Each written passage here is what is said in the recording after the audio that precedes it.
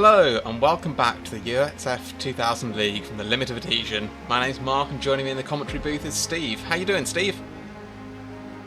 I'm great, thanks Mark. It's lovely to be back stateside and at the Charlotte Oval. Let's see if these guys can replicate what happened in the other race and keep it nice and clean and tidy. Indeed, back in the USA like you suggested. And some people in the Limit of Adhesion would even say this is a home track for you, wouldn't it, Steve? Yeah, apparently I don't talk with a Yorkshire accent. I'm very much an American, so let's it's homeward bound. Indeed. So we have been to an oval race once before in the USF League, and that was a short track at USA International. So yeah, now we're here at Charlotte Oval. We should hopefully have a bit of a chance to stretch the legs of these cars. As we see championship standings scroll across the screen, Murphy has already been crowned champion, so it's just, the fight for second place is now on, Steve. It is, yeah. It should be interesting to see how these guys that are in second place and what have you fighting for the runners-up spots in this championship. Indeed. It'll be good to see if they can keep things clean. As we see practice results, we've got a few new names on there, Steve. We have, yeah. It's nice to see new drivers in the USF Championship. It deserves to be recognised as, it's quite a good car and what have you, and I'll be looking forward to seeing more next season, should I say. Indeed. So, let's see how the drivers got on in qualifying. Yeah, qualifying for the Charlotte Oval is obviously Mike Murphy looks as though he's taking pole, with Murphy and Ryan in second and Ben Chalcroft in third, which was quite a surprise really. Ryan Ware, I think he's a new driver as well as Ryan. Welcome to the USF and the LOA. Kenneth Olive, Gareth Winslade in sixth. Tomer arriving down in seventh, which was a bit of a surprise there. And then UR Mannanin in eighth. Keith School in ninth. Dan O'Hammond running out the top 10. Alex Murphy in 11th. Eric Pusey 12th. Alex Experience 13th. 14th Chris Forrester. And my apologies, I think missed the last two. Right, we've got some penalties here. So car 25 and car 83 have served their penalties in the previous round. We've got a penalty for car 1. That's Marin Hugavin, who will be starting from the pit lane. And car 45, that's Slade Bees, has a drive-through. So you can see Hugavin's already in the pit lane. Slade Bees will take the start and then we'll have to do a drive-through at some point in the first race. Yeah. The last two drivers on the grid were obviously Slade Breeze and Russell Bright. Exactly. As we see, safety car pulls in and drivers line up 2 by 2 as we wait for the lights to go out. And I hear the revs rise. We are racing at Charlotte. Mike Murphy there, straight into the lead, just uncontested. You see Ben Chalcroft sticking his nose in there in second, followed by Kenneth Olive. Murphy's had a pretty decent start. He started fairly low down, uncharacteristically low down the order, but he's made up quite a few positions, and as we see the draft just carrying these drivers around, we see Murphy already looks like he's up into second. Will he be able to challenge for the lead? And more importantly, how long until we get our first incident and the first safety car? Well, that's it. I mean, it didn't take long last time, did it? The last oval race, it was in the first couple of laps. These lads seem to be keeping it quite clean and tidy at the moment. Exactly. Very respectful. Exactly that. I do know that we've got a few drives in here that frequent the oval side of the Adhesion, so they will be more used to running these sorts of tracks. But yeah, a lot of these guys won't really have run that many ovals. Go on board with Kenneth Olive there, just tucked into the slipstream. See if he can get a slingshot and make his way up the order.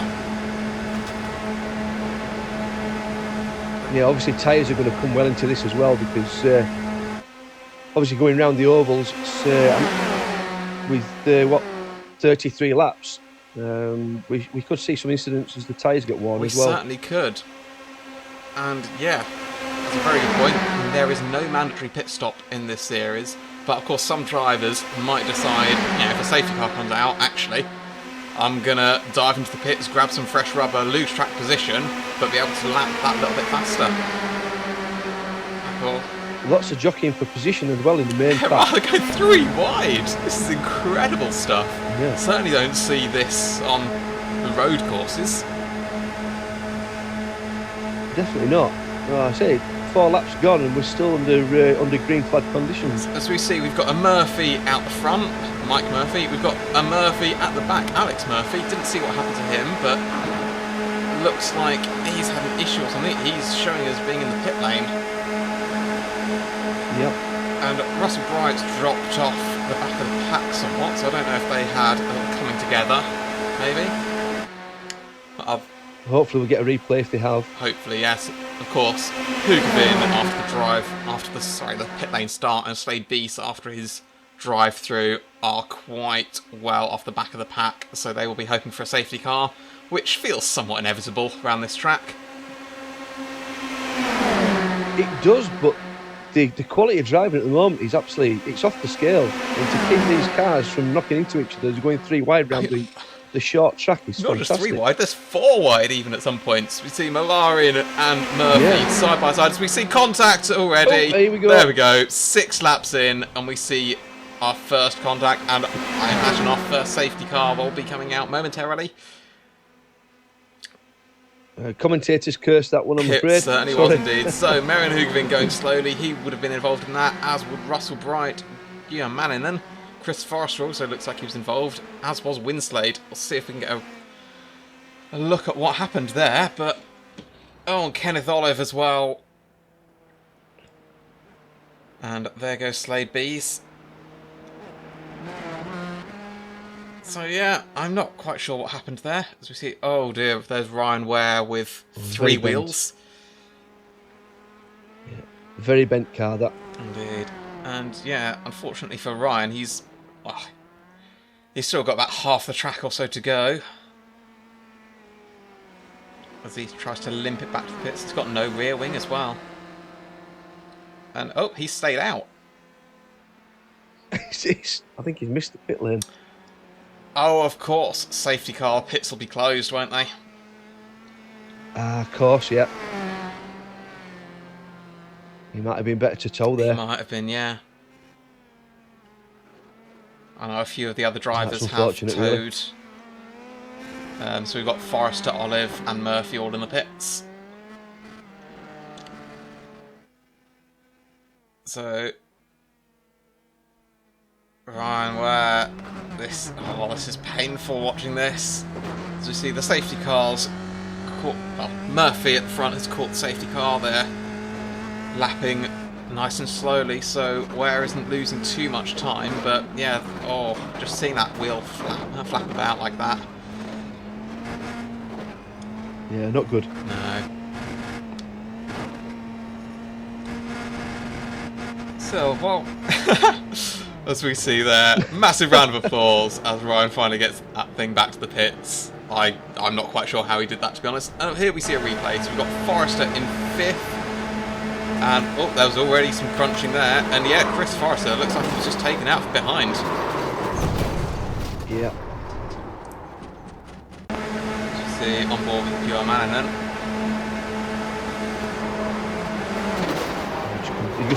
You just gets sandwiched between the two. Nothing he could do. Exactly. So, it looks like... Ah, there we go. I think it was a bit of netcode with Keith Schooling there. I think so, yeah. I don't think he actually made contact, but I think, yeah, a bit of netcode there. And yeah, just tagged the back of Chris Forrester. That just sent the car. That's it. Just there, just enough to slightly unsettle the car, and obviously the concertina effect, and the cars are in the wall as well behind him. And there's what happened with Ryan Ware to leave him without a rear wing and a front right. Yep. Or front, yeah, it was front right. Ryan very sensibly backing off to try and avoid the drama, and unfortunately... So Ryan just touched the brakes to avoid the cars in front, and Gareth had nowhere to go and hit the back of him. Exactly, and yeah, just one of those things that happens with oval racing, unfortunately. When they crash big. Yeah. They do, high speed, nowhere to go. There's walls at the side of you, and there's the bottom of the slope at the other side, and there's cars there, and it's just carnage in the end. Right, while we've got a bit of a lull in the action, Steve, I've prepared some fun facts about Charlotte. Do you want to hear one of them? Fantastic. Oh, of course. Charlotte is obviously the daughter of Will and Kate and third in line to the throne. No, that's the wrong Charlotte. I'm sorry. I will review my notes and get back to you with another one shortly. As we see, half a lap to green. Half a lap to green. Let's concentrate on the racing instead of you. Indeed. So now, worth remembering rules for an oval restart. So, once the safety car pulls into the pits and the leads have gone, you need to remember to, I think, yeah, if you want to pass someone in your line, you have to pass on the right. I think someone might have been caught out in USA International, our previous oval, so yeah, worth bearing that in mind. Yeah. Of course, most of these guys are used to road courses, so won't have to worry about sort of lining up side by side for a restart.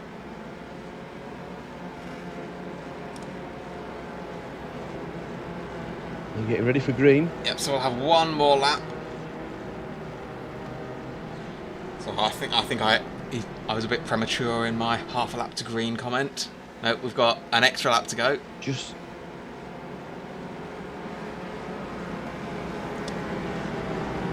It does seem painfully slow when they're going around behind the pace car. It does, but it'll give all these drivers a chance to sort of relax, regroup, mentally reset. Most importantly, it'll give them a chance to cool their tyres. Because, yeah, that's correct. As we've already said, tyre wear may well be significant in these races. And if tyre wear isn't necessarily a factor, tyre heat certainly will be. Obviously with like these banked corners, drivers running quite high tyre pressures on the right hand side, and yeah, right front especially can get very hot. So yeah, we'll see who can manage that best throughout the race. So it looks like Kenneth Olive and Alex Murphy are now at the full lap down. Or in fact, yes, Kenneth so Olive's 3 laps. Yeah, exactly. So Kenneth Olive 3 laps adrift. Chris Forrester is in the pits. Murphy is 4 laps down. And Jan Malinen is at least 4 laps down. Safety car pulls into the pits, and we wait the green flag. Who will drop the hammer first? And there we go. We are racing again at Charlotte Motor Speedway.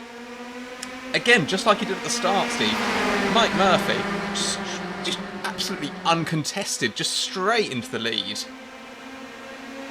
Yep, a blistering getaway. In fact, Chalcroft's got ahead of Tio Malarin and all of that.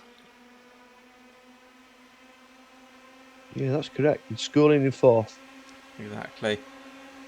Although, having said that, Malarin's got a very good run. I don't know if he'll be able to hang it around the outside, as Dan O'Hammond looks to make it 3 wide. Not quite alongside enough to make it 3 wide. But we'll see if he tucks in behind Malarin or tries to send it around the outside again. As we see 4, 5 wide, perhaps, at the back. This is incredibly close racing. And of course, when... Sounds like a swarm of bees. It certainly does. Now, of course, when you get sort of NASCARs and cars like that, you sort of get a lot of bump drafting. But obviously you can't do that in these cars. You just need to try and get as close as you can to the car in front and just sort of will them to go a little bit faster. But yeah, of course, no, definitely won't be able to bump draft in these things. No, I think you'd end up losing your front end or turning the guy exactly, in front of you. As we see, oh, we saw a slight bit of contact for Axe's experience. He gathered that up, but then, yeah, unfortunately more contact. Slade B's also included in that. So yeah, we've got... Yeah, I think he actually went back up the track and collected Slade B's there as well. Yes, and Slade B's had to tow back to the pits. I think Russell Bryant might have been involved with that as well, because he's showing us quite a bit off the back of the rest of the pack. So yeah, we'll see if we can get a replay. This will undoubtedly be another safety car. Yep. As we see, here we go, there's Slade B's, and... I'll have to wait for another angle on that. It looked like Slade Bees might have gone up the track slightly. Yeah, he did. Yeah. Fortunately, got a... Yeah, it's so... That was a nasty accident. It's so important in these cars to pick a line and stick to it rigidly. You know, you can't be drifting up wide like that. And yeah, unfortunately that's taken Alex Murphy out again. So that's a shame. Yeah, and with only one fast repair, it's going to be a long trip to the pits, unfortunately. Exactly. I think. And now that man, Ryan Ware, will be... Well, he must be counting his lucky stars. You know, he was without a rear wing, without a front right, what, 3 laps ago? And suddenly he's up to 5th! Yeah. What's happened there? That's it. Fantastic there. Yeah, he's doing really well. Just shows how quickly things can change. Right, so, back under safety car conditions. As we see a lovely empty track there.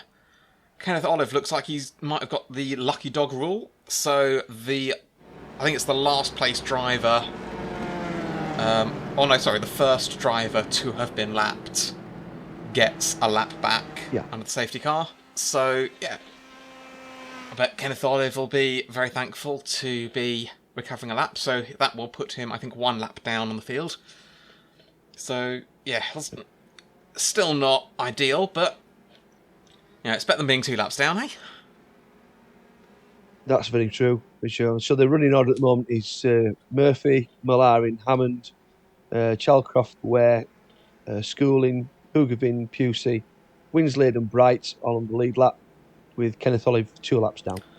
Brilliant, thanks for that, Steve. And yeah, I will be very interested to see, as Olive now just coming back round to the back of the field. I'm not sure if we're going to go green this time around. They're lining up 2 by 2, so yeah, looks like we're about to go green. I didn't even get the chance to give you another one of my Charlotte Oval facts. Oh dear, what a shame. That'll have to wait for the next one. I'm sure there'll be plenty of time in the second I'm race. sure there will, as we are back racing again at Charlotte Motor Speedway. Again, master of restarts, Mike Murphy keeps on to the lead of the race. Tua Malarin and Dano Hammond there looking very racy, tucked right up behind Mike Murphy. Honestly, if these cars had boots, I'll be saying to Mike Murphy, open your boot, because Dano Hammond wants to get a bit closer and climb in the back of yours, because he's absolutely glued to the back of Murphy. I think he does. As we see Malarin now trying to go around the outside. And yeah, I don't think he's going to have the momentum. So it's actually surprising me, Steve, how well these cars are able to run 2 by 2 and even 3 by 3, 4 by 4 at some times. Because yeah, they are such a stable little car. They're fantastic to drive. Anybody wanting to get involved with this sort of thing, try the USF. It's a brilliant little car. But I know quite often I'll admit that I'm not a huge oval racer, but in the few oval races that I have done, the guys that are hanging around the outside really want to try and tuck into that inside line as soon as possible to get the toe. But yeah, Malarin's, I don't think I've seen him on the inside once this race. He's just committed to that outside line and he's making it work. Yeah, it just seems to stick wherever you put it on the track.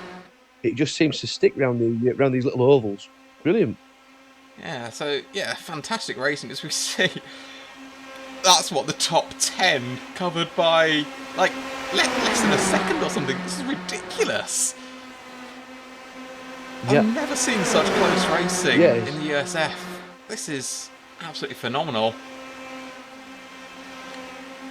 But once again, it's down to the league environment. People are so respectful and the driving's of very good quality.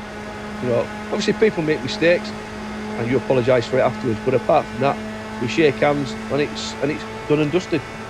You are 100% correct there, Steve. Now, we've got pretty much the entire field in this small little bubble. We've got Slade Beast and Axe Experience just running on their own, just up ahead. So actually all of the cars on track in a fairly concentrated area. So we'll see if the front runners can sort of close up a little bit and maybe get a slipstream. I wonder if that's going to affect the fight for the lead, as we see only just over 3 minutes left in this race. If these guys can close up to the back of Slade B's ahead, it might give a slipstream to one of these guys going 3 wide at the front there. And a slipstream at the right moment, and that's your race win. Yeah, it's very close. Oh, we're wrecking again. We have another incident. And I did not see what happened there, other than that was, well, most of the field, to be honest, involved in that in some way or another. So yeah, the top 4 or 5 getting through there relatively unscathed. So, yeah, everything that I just said about perhaps getting a cheeky little toe at the end, all of that's now just gone completely out the window. So, with... Yeah, I think there'll be a couple of them towing back to the pits, to be honest. Yeah, so with 2 minutes remaining, it's going to be, what, 4, maybe 5 laps left. Not long. As we see there, Keith Goulding getting turned. I'm not quite sure what happened. So we see, yeah, Ryan Ware on the inside. He seems to be sticking to that inside line well, and then, oh, yeah, there we go. Just disconnected on the inside. Yeah. So let's have a look. So that was, yeah, Ben Chalcroft, and I'm not sure who else that was involved with that. And yeah, I think that'll be on for the stewards.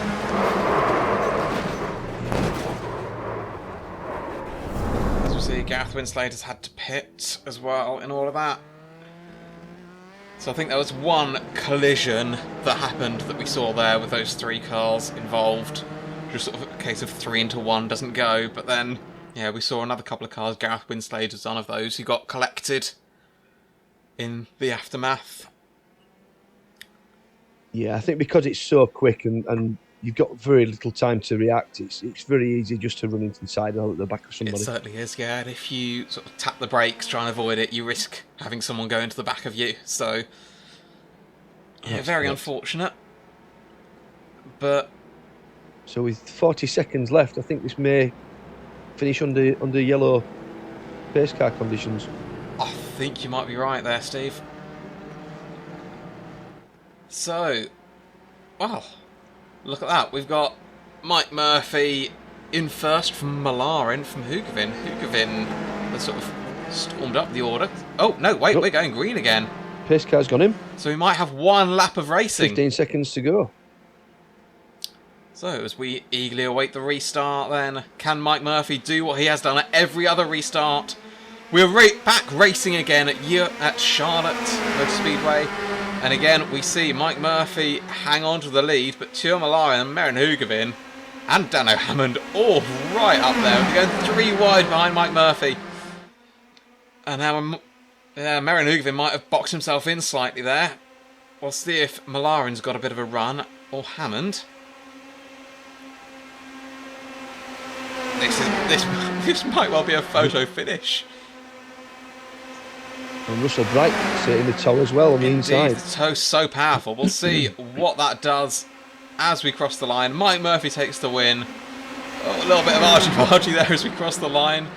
But Malarin got it from Hammond from Hoogeveen. So Hammond there managed to sneak the place. Sneaks a podium at the end. Fantastic racing. On that entire last lap, I was there thinking Hoogeveen might sort of be able to tuck into the slipstream, get a bit of a slingshot and win this race. But no, he ends up getting demoted down to 4th. Oh, what a final lap that was. Yeah, they literally passed the start-finish straight with about 3 seconds to go to make it to the last lap. Indeed. So, Steve, why don't you take us through the standings then? Yep, no problem. Obviously, Mike Murphy with the win. Fantastic result there for him. Tuur Malarin in second. Dano Hammond sneaking that last podium position on the last lap. Followed by Merrin Hoogeveen, Russell Bright up into 5th. Eric Pusey, Ben Chalcroft, Gareth Winslade, Exis Experience and Ryan Ware bringing it and finishing the top 10.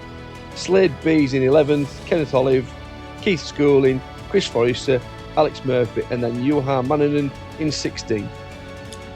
Hey, thanks for that, Steve. So now we will have the reverse grid and the second heat. As we see, can Mike Murphy do what he did and get another win? Or will Malarin be able to get a win? Because it's actually been quite a while since Malarin got a win, I think. Or, yeah, I think it's a couple of races, isn't it, at least? Yeah, or, you know, we've seen a couple of guys do the double, as I like to say. We saw Teo Malarin's done the double quite a few times and winning both races. I think Hugovin's done it once or twice. Will we see Mike Murphy be able to do it? He's starting 8th.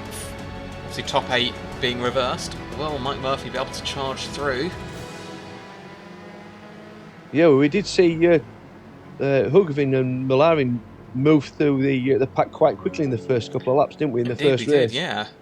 So it'd be interesting to see if Mike Murphy can use his advantage when he's starting the races and sneak through and grab a few places before the end of the first lap. Of course, it's I say relatively easy. If you start up the front, you don't get involved in all of these accidents that we saw. So it's comparatively easier to stay up the front. But if you're sort of these guys down in sort of 14th, 15th, 16th, any incident that happens, it's so easy to get collected in it. So that's it. Pack racing is completely different from racing from the front. Yeah, now isn't it? we see Malarin. So what saved his race really in the first round was the fact that he was able to charge up from 7th on the grid up to run up at the front in the first couple of laps or so. So he didn't get involved in any of these incidents. That's it. Yeah. Will he be able to do the same again? The safety car comes into the pits. Winslade will lead us as we wait for the green lights to come up. And the revs rise, and we are racing once again at Charlotte Oval. Winslade there with a perfect start. He just stormed into the lead as we see Ben Chalcroft and Pusey fighting for second behind. Feels actually relatively spread out, which is rather odd. Certainly nothing like we saw in the first round. They've all sort of found that. Well, the majority of them have found that one inside line, as we see Hugovin wants to take them 3 wide, the exception to that.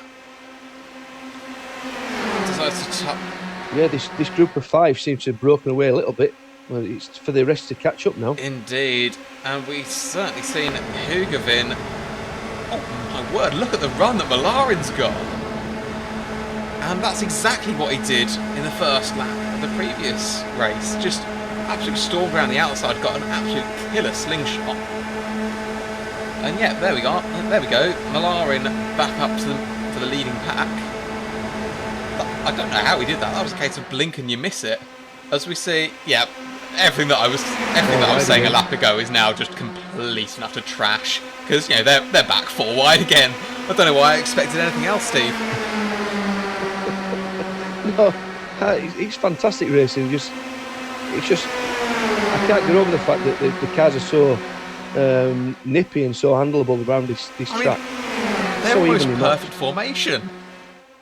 In fact, it's like the Red Arrows. I was going to say, do you know what I think has happened, Steve? I think that these guys have actually decided that, gentleman's agreement, will run around the track at 20 miles an hour, and then we'll just speed up the footage. Because this is just perfect precision. This is unbelievable. Well, every time we say it, something happens and they all crash Indeed. As we see Gio Malarin just dipping 2 wheels below into the apron, trying to get past Winslade for the lead. But as we see Winslade there turning, I think that was Chalcroft he turned. Sorry, Malarin turning someone as he tried to get as low as possible. That didn't turn out particularly well, unfortunately. As we see Russell Bright on screen.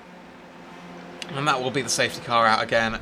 So let's see who's on board with Ben Chalcroft. And I think I have to see it from Teo Malarin's on board, but we certainly saw Malarin try and get down low, but he looks like he's just a little bit of aero wash. I think that was Pusey involved in that as well, which is unfortunate. Yeah, there was just a little drift up the track, and there was contact between the two cars. So yeah. you're never going to be able to save it on that at that Exactly, point. and of course it's so easy to do with these cars that are so reliant on their downforce. Of course, when you're running that closely behind the car in front, you do lose a little bit of downforce, and yeah, just get a little bit more understeer than you're expecting. Yeah, very much. So Winslade managed to hang on to the lead in all of that drama, as we see Hugevin in second, Hammond in third, Olive in fourth, and that's Alex Murphy in fifth. This is going to get a bit confusing with two Murphys. So we'll. It looks as though Ryan Ware's left the race at present. Indeed, as has Joe Maninen. So not sure what happened to them. Whether they didn't. I don't think they took the grid. Actually, I don't remember seeing them in this round. Yeah, there's Slade Beast managed to avoid the drama at the start of the second heat and has made his way up to sixth. Let's see if he can continue to make some good progress.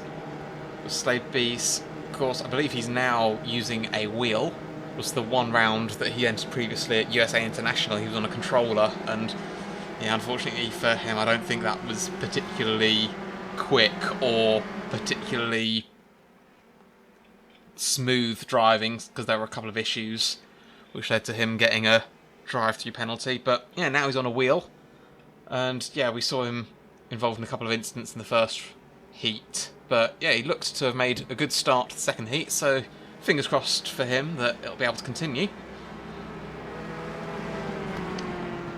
That's it. It's just like I say, it's just keeping it smooth and clean around these oval tracks and trying to keep out of any incidents and trouble that lurks around the corners. Exactly. Well, I mean, just goes to show the top 3 or 4 or so in the last heat, I think we're pretty much the only drivers not to be involved in some drama. So yeah, just keep your head down, keep it clean, and you should get a good result. As we see the safety cars peeled into the pits, and we are back racing again at Charlotte. Let's see, Winslade. Oh, Slade Beast got an absolute monster start there, and was initially up to first, but is now starting to drop back, and Winslade has taken back the position. Oh, Slade Bees, and that was Russell Bright having a little bit of wheel-to-wheel contact there. I'm not sure if... Yeah, I think Slade tried to dive for the inside just to take the tow, as Russell was on the inside of him. Yeah, I don't know if we're going to get a replay of that start, because Slade Bees looked like he got an absolutely extraordinary start. As he clips the wall there slightly. Slade's just hit the wall. And yeah, he's now starting to drop back a bit, so I wonder if he's got a little bit of damage. But up ahead, the fight for the win, as we see... yeah, we're back in the wall.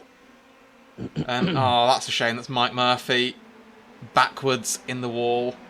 So looks unlikely that he'll be able to do the double.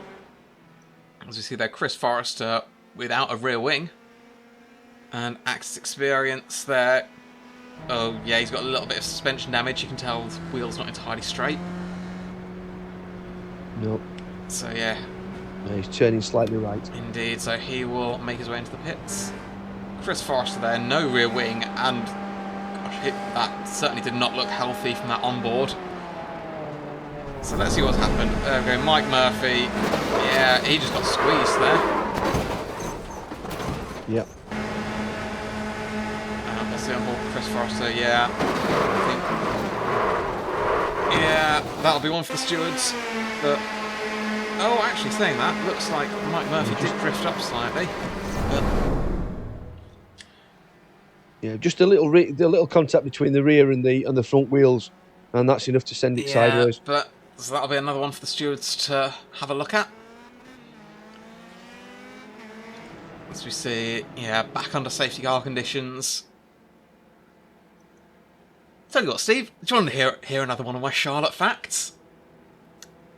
So Charlotte, this track, are very famous for writing Jane Eyre. No, sorry, that's another wrong Charlotte. I do apologise. We'll get there eventually. There's plenty of Charlottes to go. I'm sure we will. One of these days I'll get the right Charlotte. As we see, will we go back to green at the end of this lap? I don't think so, because they're still pacing in single file. So, let's recap what's happened so far. We've got Winslade in the lead, who I think he's led pretty much this entire race, to be honest. Hugavin has made a pretty decent charge up. In fact, he made a pretty decent charge up on the first lap to now start second. Hammond also up there in third. Malarin, we saw him make that charge up through the pack at the start of the race. Then he had that contact, and yeah, he's just worked his way back up, and he's sitting pretty in fourth. Yep. It looks as though they're taking their places now and forming the 2x2. And yes, safety car lights are out, so it looks like we will be going green again. And Chalcroft, they're going very slowly, and unfortunately he's a lap down. So, safety car comes back into the pits, and Winslade looked like he'd gone, but has slammed on the brakes. I'm not quite sure what's happened there. Aborted start. There we go. Aborted start. I've actually never seen one of these before. An aborted start. Not sure what the cause of that was, but of course, Winslade did look like he went very early, so I'm not sure if that was the cause, or whether it was something completely different, or... As we see, that was Alex Murphy in 11th, the last car on the lead lap. Winslade still in first. And, well, I suppose if that was anything to do with Winslade seemingly sort of going very early, we will see if he gets a penalty for that. But, yeah, it could be something completely different that we didn't see on screen. Yeah, it's, like I said, I've never seen one of those before, because obviously it's maybe something that's particular to oval racing, so maybe some of the guys can leave comments in the section below and let us know. Yes, that would be very much appreciated, because yes, we are certainly not oval experts. So we'll see if the safety car will come into the pits at the end of this lap, which, you know, given that they are 2x2, so I'd imagine the safety car might be coming in. Of course, no lights on the top of the safety car. And there we go, safety car is in. So we'll await the start again with bated breath. And there we go, Winslade's gone. We are racing again at Charlotte Motor Speedway. Winslade then, again, uncontested. He got an absolutely supreme start. And we see Hugavin, Hammond, Malarin did look to the outside of Hammond, as Hammond now looks to the outside of Hugavin. As Hugavin now looks to the outside of Winslade. Malarin there dived to the inside. Now, is he going to the pits, or is he going to try and rejoin it? Nope, he's rejoining. Got to be very careful. You are not allowed to pass. Well, you're not allowed to use the apron for your own gain. So, I think he dipped down to the inside and then thought better of that. So... Yes. There's 5 broken away now, obviously.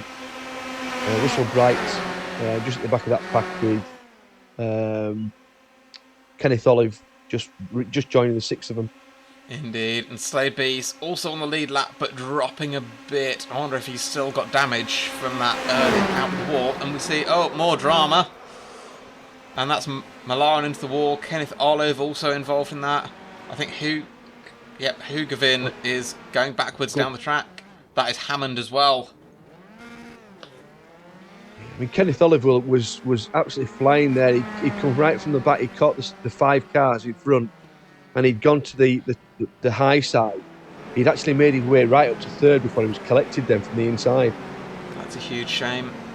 Very unfortunate. As we see Dano Hammond into the pits.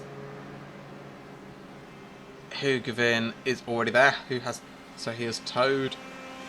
Eric Pusey is there in the pits as well. So yeah, Pusey.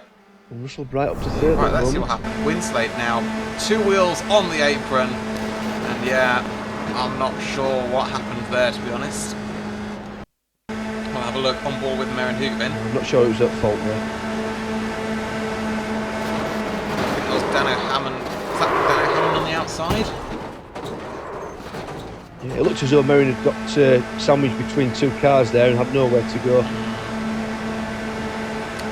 Now, of course, Dano Hammond, well, hopefully he would have got the spotter call. It was 3 wide and on the outside there, but would have no idea that Winslade then had 2 wheels on the apron, as we see Kenneth Olive then trying to make it 4 wide and unfortunately getting collected. Yeah, he took the high side just at the wrong time there. So, we'll await a steward's decision on that. As we see, Mike Murphy still not out of this race. He's a lap down. But, you know, should join the back of the safety car train. As we see, Kenneth Olive also join the back of the safety car train.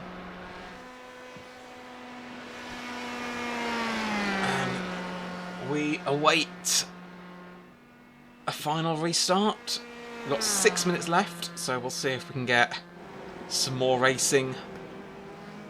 Or, you know, as they say in, well, certainly IndyCar, cautions breed cautions. So, he seems to do, yeah. Yeah, we'll see how much more racing, how much more green flag running we can get. As, oh, the safety car's already in the pits, so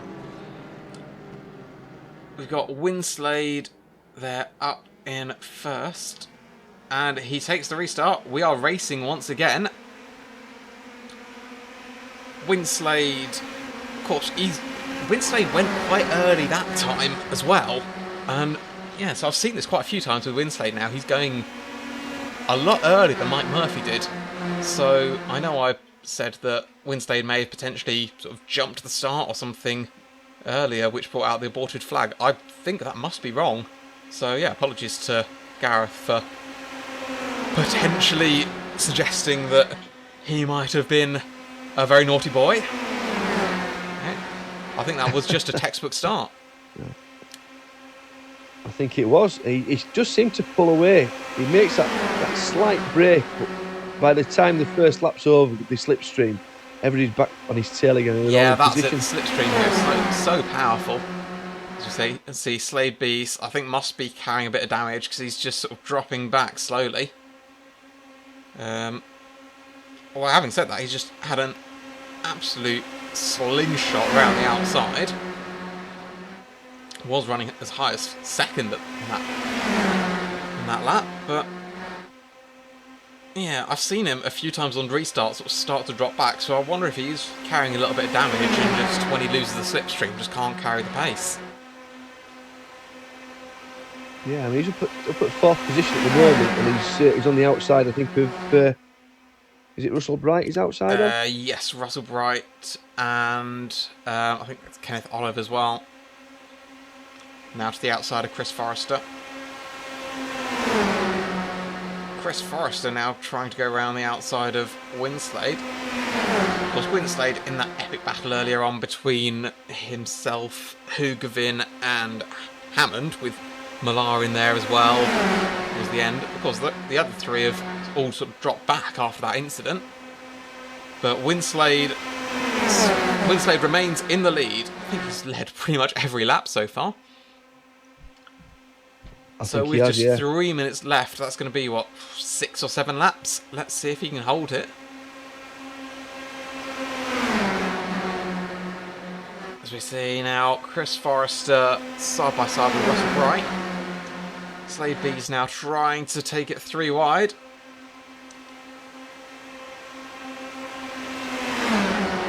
I think the most laps we've had so far in both races between cautions is 6. Yes. 6 or 7, I think, in the first race. And again, Slade B's starting to drop back. We've seen that sort of quite a few times, whereas Malarin in the first round was just able to run that outside line so well.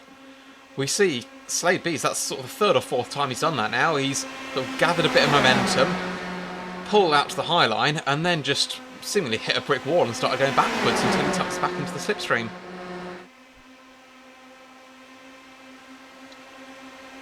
Yeah, still showing us running in third at the moment. Indeed. He's on that front row. So now we'll see how much are the other guys in this leading trio. Oh, no, we've got another crash, Slade. and that'll be another caution. Yeah, unfortunately, Slade came down the track there and contacted the car inside of him. Yes, well, hopefully we'll get a replay of that. That's a shame for a few drivers involved in that. Certainly Russell Wright involved in that. I think, yeah, Kenneth Olive might have been involved in that as well. Yeah, it was looking so good as well. He was so clean going around the track there, and didn't seem to be any problems. They were all lapping quite consistently. Yeah, I think from that onboard certainly looked like, yeah, unfortunately Slade, yeah, just drifting down. You need to hold your line.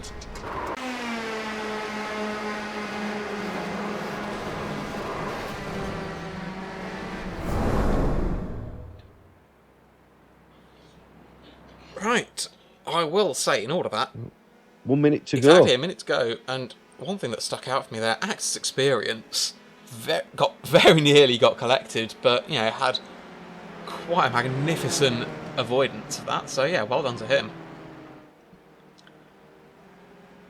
Yeah, great driving. So, especially up to fourth position as well, so indeed, yeah, doing we got really Keith well. Scalding up in third.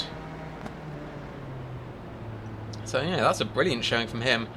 Keith, unfortunately, hasn't been fantastic. Sort of right up at the front in the road courses that we've done, but Keith, of course, very well known in the oval side of the LOA. You know, it's absolutely fantastic to see him sort of more in his comfort zone on an oval, and I mean, look at that. He's had a pretty quiet race. You know, not mentioned his name a lot, but he's just been quietly working his way through the field, letting his experience shine. And yeah, up to third. That's it. Sometimes the best way is to not be heard. Just keep your head down and keep going. Exactly. So yeah, very well done to him. And with that said, there's the checkered flag coming out. So with half a lap to go, I reckon this will be, I think it's green-white checker they call it in the US. Where, I think so, is it. This will be the final order. We'll finish under the safety car.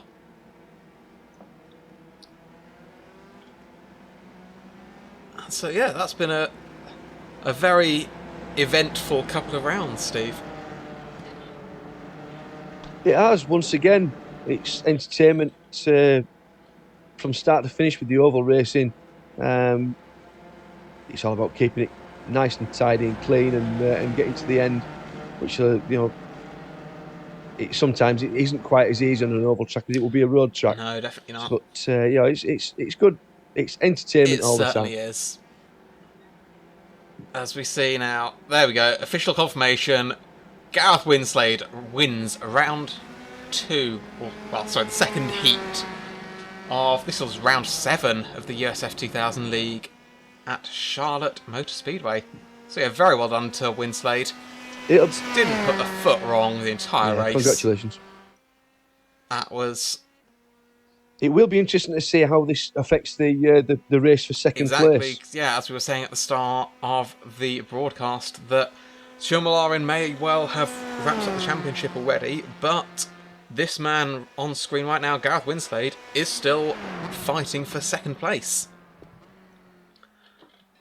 Yeah, and the results for the second round of this race was Gareth Winslade taking the win, Chris Forrester second, Keith Schooling bringing up third for the last podium place, with Axis Experience fourth, Dan O'Hammond fifth, Kenneth Olive sixth, Russell Bright seventh, Slade B's eighth, Mike Murphy ninth.